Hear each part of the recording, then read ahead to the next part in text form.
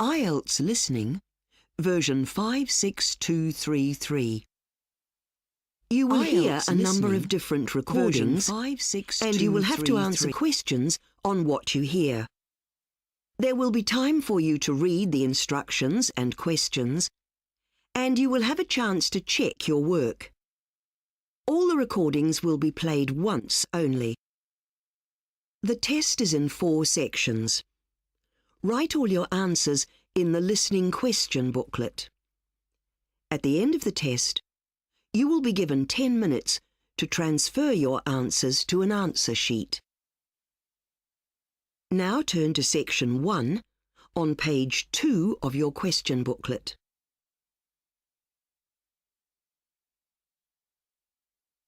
Section 1. You will hear a telephone conversation between a customer and a service representative. First, you have some time to look at questions 1 to 5 on page 2.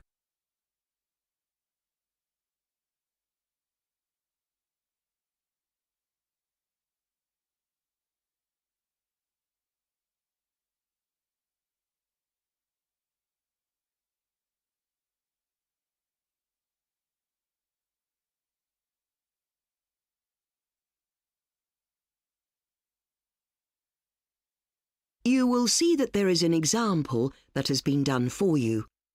On this occasion only, the conversation relating to this will be played first.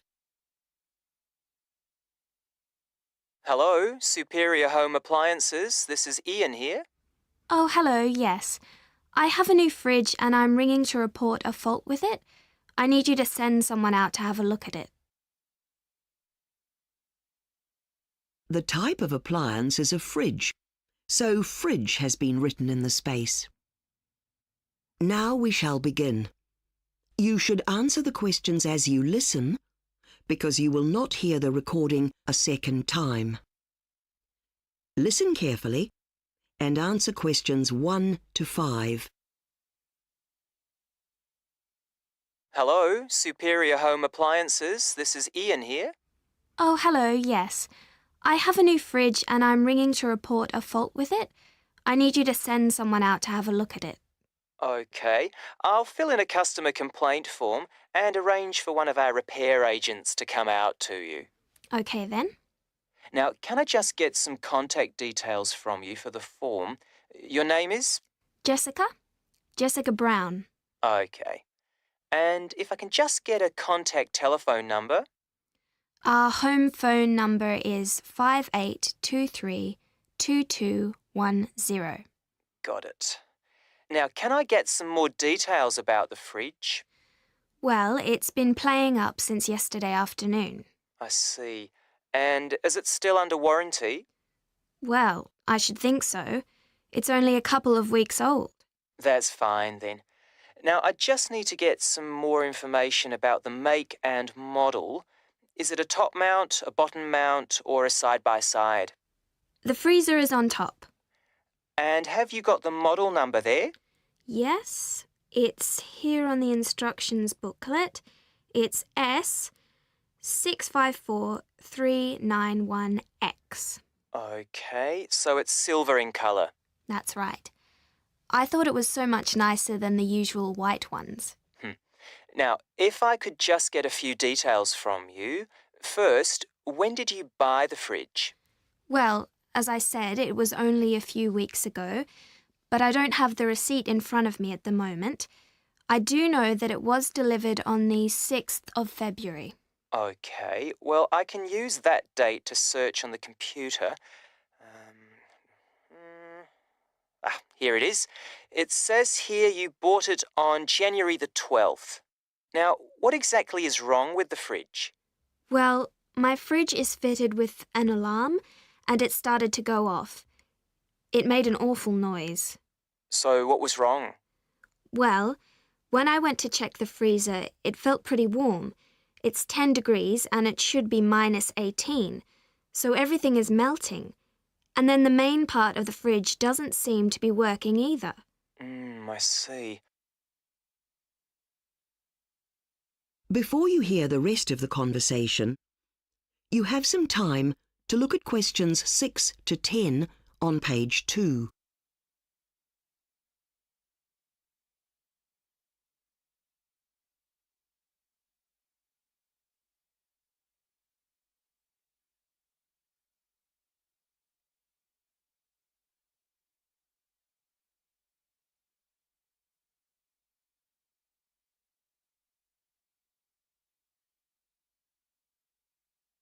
Now listen and answer questions 6 to 10.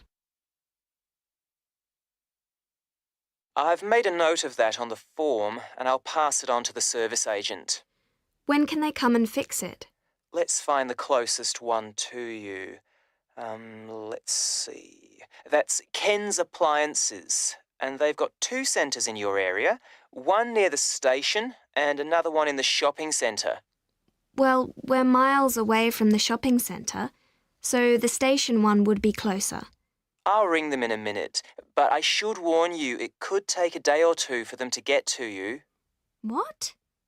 What am I going to do without a fridge?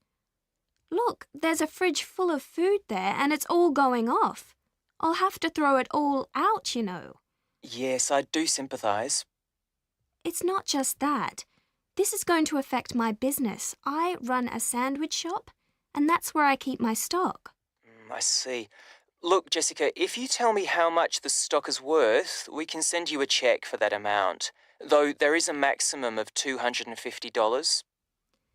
Well, I've just filled it with $180 worth of meat and salads, so that would be something, I suppose. But how long is my business expected to survive without a fridge? It's just not good enough. Yes, I understand your concerns, but that's all I can really offer you. Well, I'd like to speak to someone higher up about this. I can ask my manager to ring you back by close of business today. Would that be acceptable? Yes, thank you. I do apologise for all the inconvenience. Is there anything else I can help you with? Actually, there is one more thing. The door has a dent in it on the left-hand side. It wasn't there in the shop, so it must have happened when it was delivered. I'd like that replaced too. I'll make a note of that too.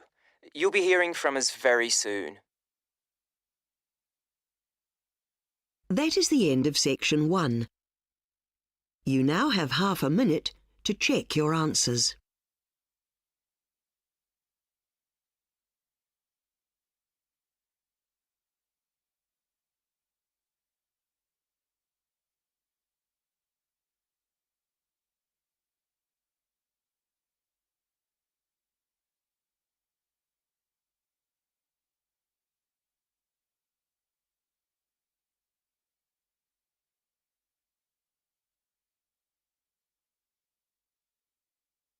Now turn to section 2 on page 3. Section 2. You will hear part of a radio program in which the speaker is talking about a new organisation called Connections. First, you have some time to look at questions 11 to 14 on page 3.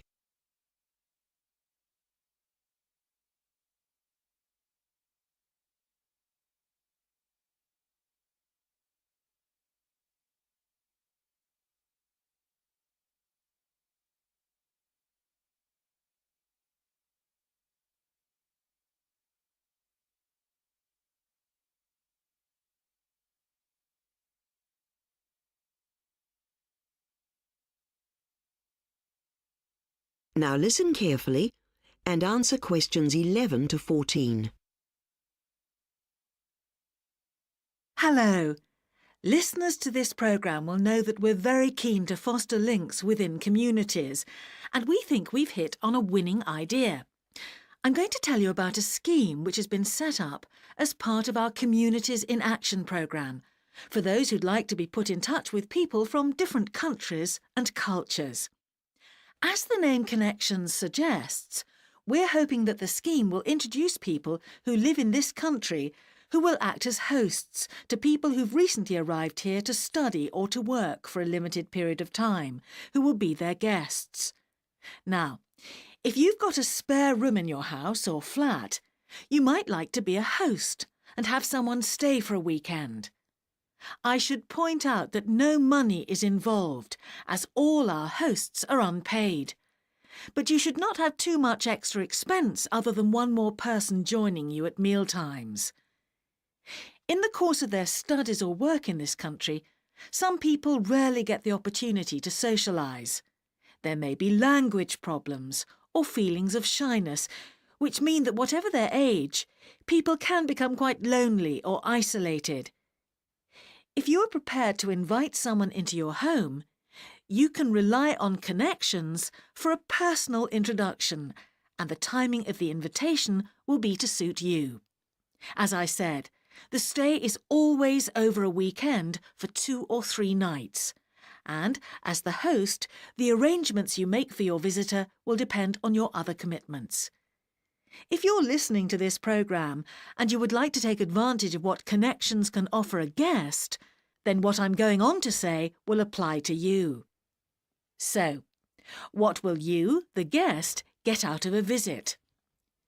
You'll gain an insight into the customs and way of life of the country you're staying in. And you'll enjoy home-cooked meals and be able to ask questions about things which interest you, or perhaps even puzzle you. It's early days, but if a weekend stay goes well, relationships might develop over time and turn into lasting and genuine friendships. This would undoubtedly be of advantage to the whole community, as we all become more aware of the ways in which people in different countries live their lives. There's also the possibility that when you return to your own country, you might one day want to invite your hosts to stay with you. Before you hear the rest of the programme, you have some time to look at questions 15 to 20 on page 4.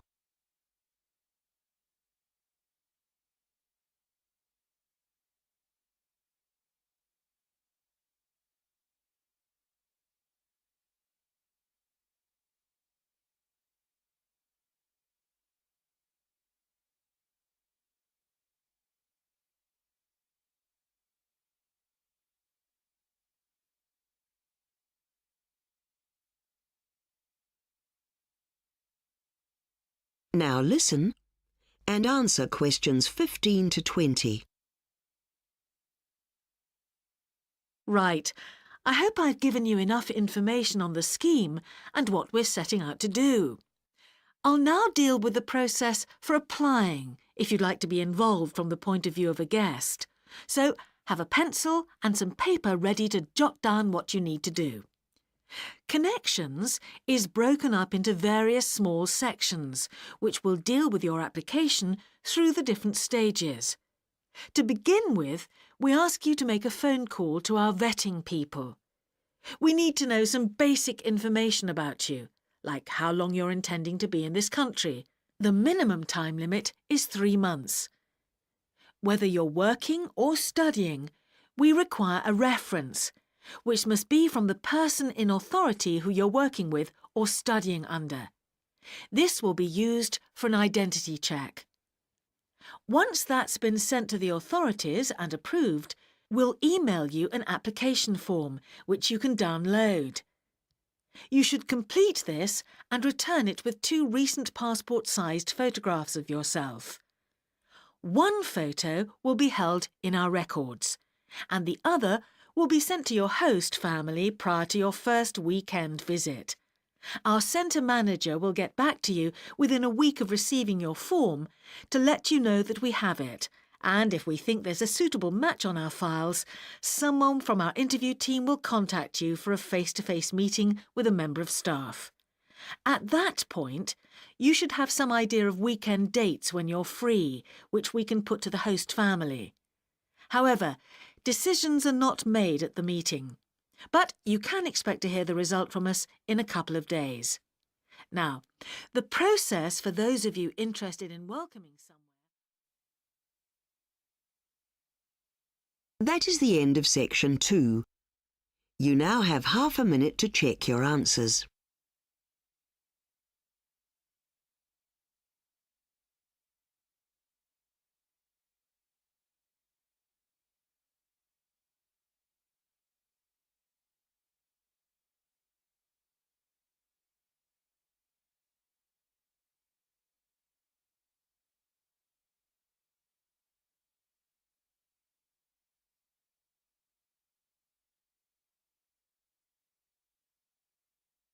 Now turn to section 3 on page 5. Section 3. You will hear two health science students called Elliot and Beth discussing research on climate change and allergies. First, you have some time to look at questions 21 to 25 on page 5.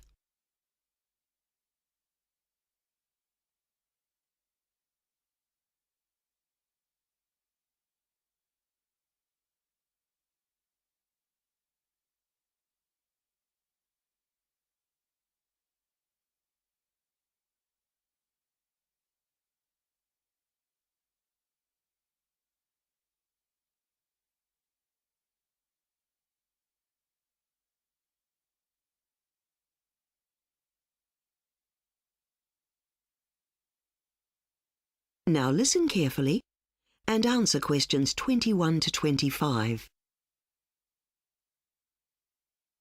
Have you had a chance to look at the information for our project yet, Beth? I've had a look at most of the stuff on the relationship between climate change and allergies, and at the role played by pollen from flowering plants and trees. Yeah, me too. The main message is that seasonal allergies seem to be getting worse. In just the last 20 years, the amount of pollen that's produced by the flowers on birch trees has tripled, and 1 in 4 people suffers from either hay fever or asthma, which is triggered by pollen. I read something about allergy sufferers being more likely to have a vitamin D deficiency because we no longer take cod liver oil as a vitamin supplement, like many people used to do in the 1950s in Britain. And since then, allergies have quadrupled in most European countries. But it was only in Britain that cod liver oil was so popular, so that argument doesn't really make sense. No, it doesn't seem that relevant. What seems to be happening now is that an increasing number of people are getting their first attack in their 40s and 50s. That must be because of the link with climate change causing rising temperatures. But CO2 levels are seriously affecting pollen counts too. As much as milder winters. Definitely. CO2 helps stimulate plant growth, and several recent studies have shown that when plants are exposed to more CO2, they produce more pollen. Really? So people might experience more severe allergic symptoms in future? That's right. And another factor is that the pollen season is changing. Yes.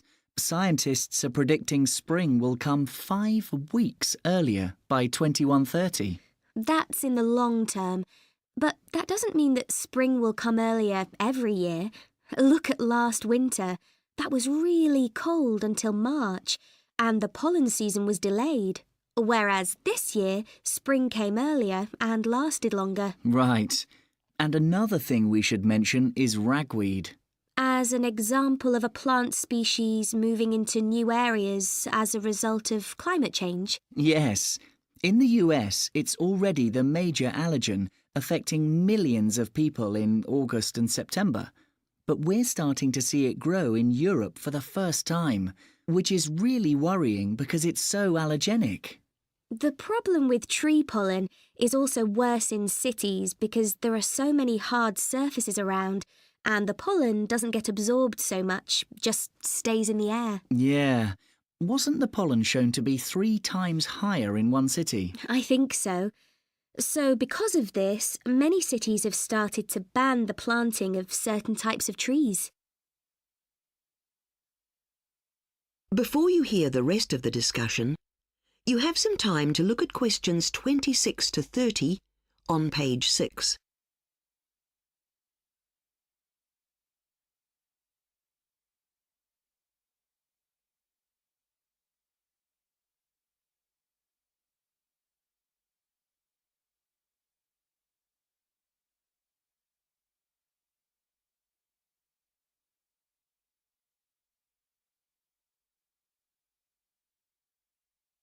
Now listen and answer questions 26 to 30. So, shall we look at the different data tables for seasonal changes for pollen in Europe? OK, But I think we should just focus on the trees and plants which we have the most data for.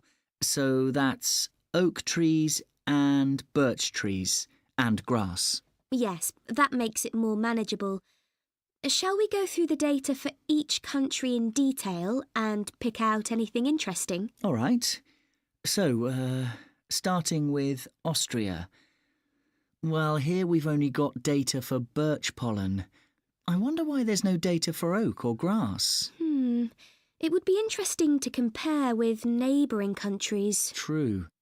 The picture in France is unusual. Yes, the pollen season starts earlier for both oak and birch, but it doesn't start any earlier for grass. I wonder why that is. In the Netherlands, we've got complete data for all three plants. So what does it show? Grass and birch pollen are only starting a few days earlier, but oak pollen is starting much earlier, 18 days in fact. That's unusual. There's not such a big difference in other countries. No. Switzerland's an interesting case. The pollen season starts here earlier than in the past for oak, birch and grass. Yeah, from 21 days to 14 days earlier. Yeah. The UK shows a different picture again. Yeah. Here, the problem is that wet summers have extended the grass pollen season from 5 weeks to 8 weeks, which is bad news for allergy sufferers. Right. Well, I think we should have another look. That is the end of section 3. You now have half a minute to check your answers.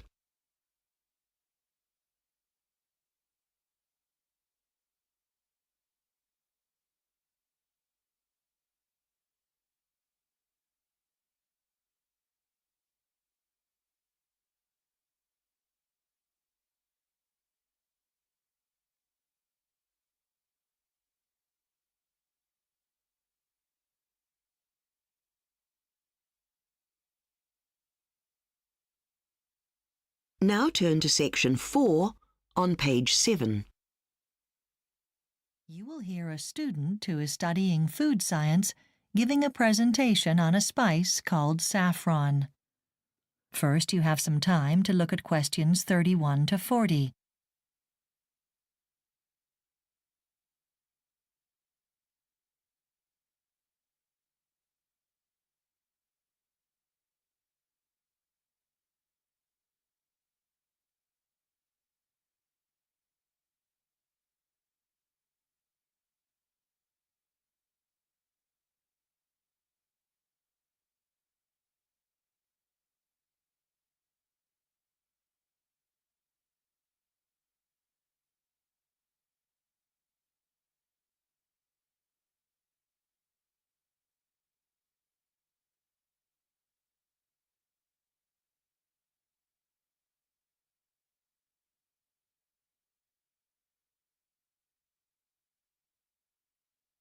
Now listen carefully and answer questions 31 to 40.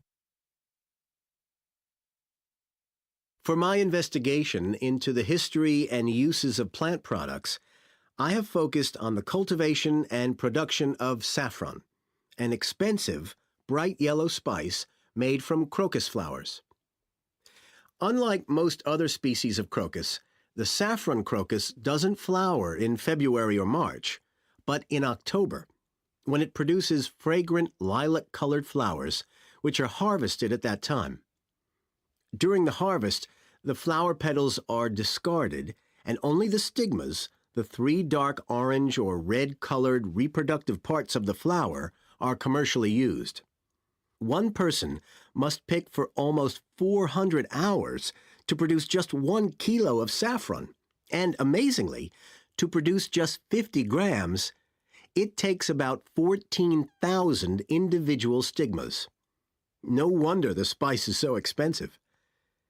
After this painstaking harvesting, and to preserve the intensive taste, smell, and color of the product, the stigmas are subject to a process of drying, by which some 98% of their moisture content is removed. This makes it possible to keep saffron on the shelf to be used for many years. The highly prized spice is famous for the flavor and aroma it imparts, which are often compared to that of honey. Saffron is also prized for its rich golden color, which makes food look so tempting and indulgent. If you want to buy some of this fabled spice, you will find that saffron is either sold as whole stigmas or ground up as a powder.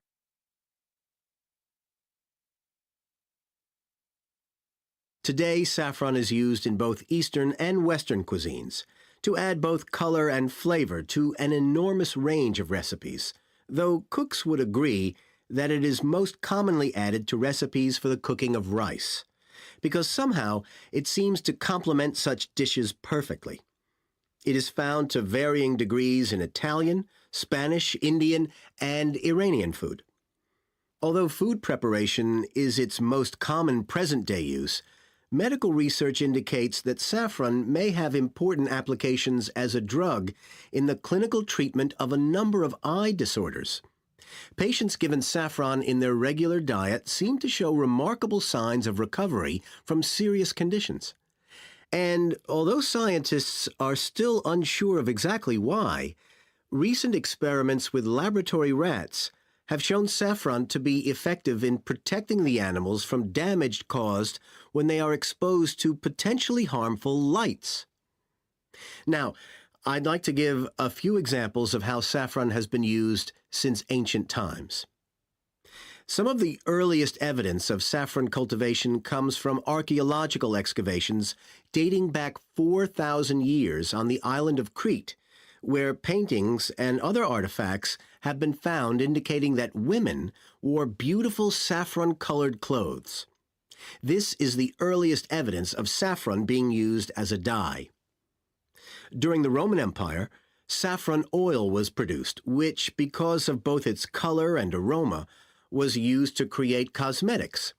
But only the wealthiest citizens could afford these. Another use of saffron was to be found in the public baths. There, saffron was used as a perfume to keep the places smelling fresh and aromatic. It is even said that the streets of Rome were strewn with saffron threads to greet Emperor Nero as an extravagant and sweet-smelling gesture when he made a triumphal entrance into the city. Other parts of the ancient world used saffron extensively. One of the most well-known examples was in Persia, which is modern-day Iran, where saffron was a vital part of the process of manufacturing carpets, being used as a traditional dye along with other natural products like berries and minerals. To end my presentation, I'd like to read out a recipe written by a... That is the end of Part 4. You now have 1 minute to check your answers to Part 4.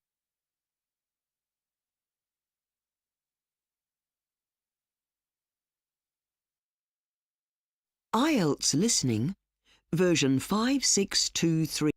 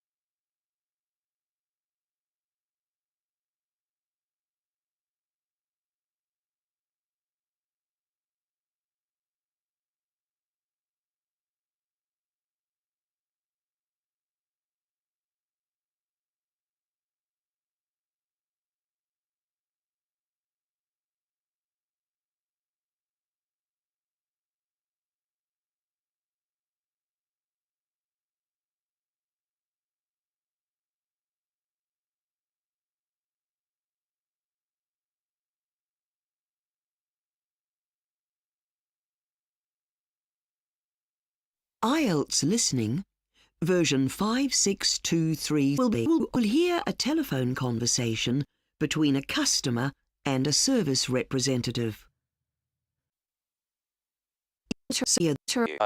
Now, 9-1. now, if I could just get a few details from you. First, when did you buy the fridge? Well, as I said, it was only a few weeks ago, but I don't have the receipt in front of me at the moment. I do know that it was delivered on the 6th of February. Okay, well, I can use that date to search on the computer. Here it is. It says here you bought it on January the 12th. Now, what exactly is wrong with the fridge? Well, my fridge is fitted with an alarm, and it started to go off. It made an awful noise. So what was wrong? Well, when I went to check the freezer, it felt pretty warm. It's 10 degrees and it should be minus 18, so everything is melting. And then the main part of the fridge doesn't seem to be working either. I see.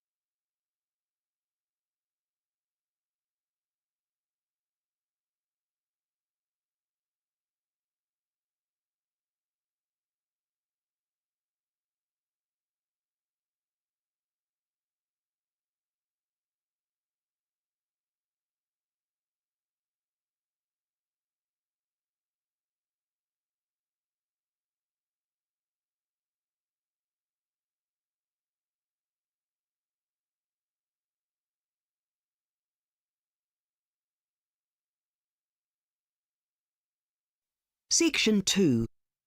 You will hear part of a radio program in which the speaker is talking about a new organisation. Know that we're very keen to foster links within communities, and we think we've hit on a winning idea. I'm going to tell you about a scheme which has been set up as part of our Communities in Action programme for those who'd like to be put in touch with people from different countries and cultures. As the name Connections suggests,